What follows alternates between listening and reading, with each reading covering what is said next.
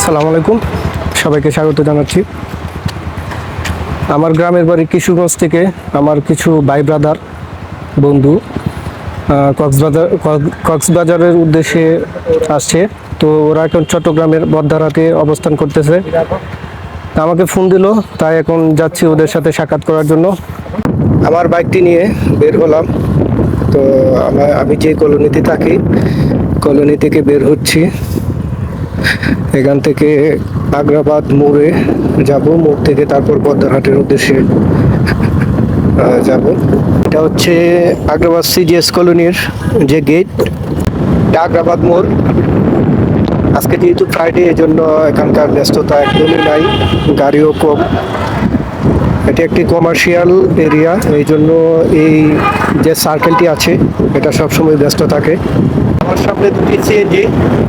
তো আমার ভিডিওটি যারা দেখছেন, যাদের বাইক আছে তাদেরকে একটি সতর্কবার্তা দিতে চাই। সিএনজি এবং রিক্সা, এই দুটা জিনিস থেকে আপনারা সবসময় সাবধান থাকবেন।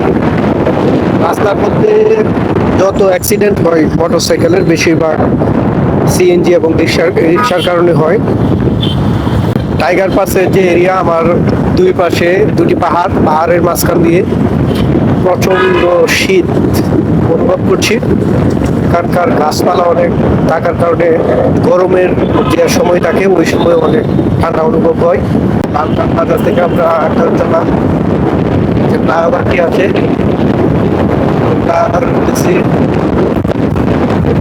ফ্লাইওভারটি একেবারে বদ্দারহাট থেকে তারপর করেছে। আমরা এখন বদ্দারহাট ঢুকছি, বদ্দারহাট যা সার্কেলের দিকে এগিয়ে যাচ্ছি।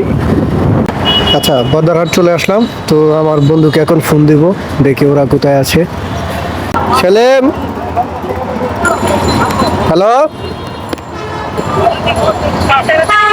কই কই কই 10টা 10 ছাড়ার কথা না?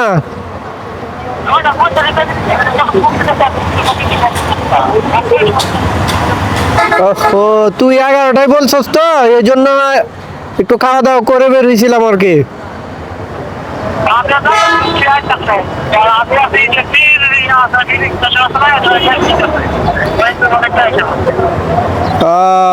আচ্ছা, আমি মাত্র আইছি আর কি। তো 10টার দিকে বললে তো বেটা আমি সাথে সাথে বাইরে হয়ে যাইতাম। এখন 11টায় বলছস, তো এর লাগে একটু লেট করে বাইরেছি।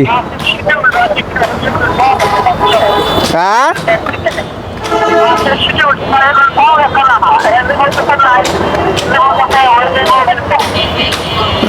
আচ্ছা, অসুবিধা নেই। তাহলে আসার সময় ফোন দিস। হ্যাঁ,